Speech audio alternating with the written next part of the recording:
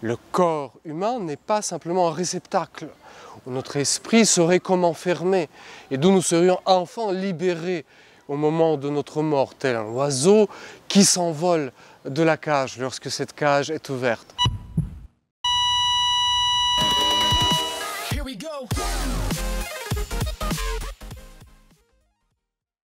En effet, beaucoup de sagesse ancienne croient que la vie spirituelle, c'est la vie de la désincarnation.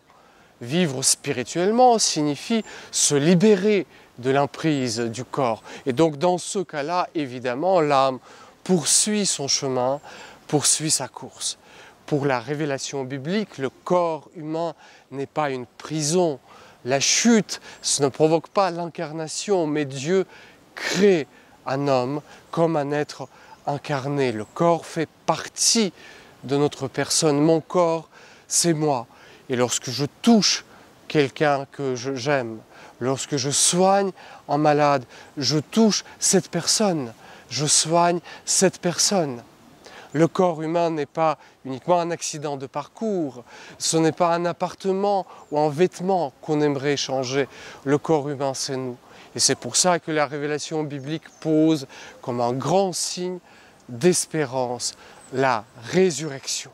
Pas uniquement la vie après la mort, mais ressusciter, retrouver notre chair, transfigurée certes, glorifiée certes, comme l'est le corps du Christ ressuscité, portant les traces de ses blessures, portant ses traits, mais ressuscité.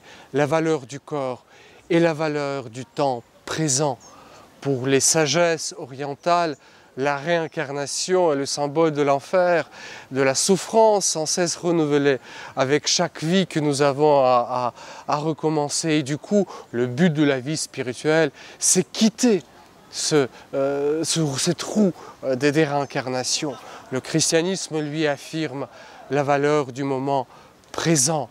Ce que nous vivons a une valeur infinie aux yeux de Dieu ici et maintenant.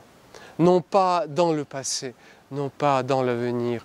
Ici et maintenant, j'ai à poser ces choix d'aimer qui déterminent mon histoire.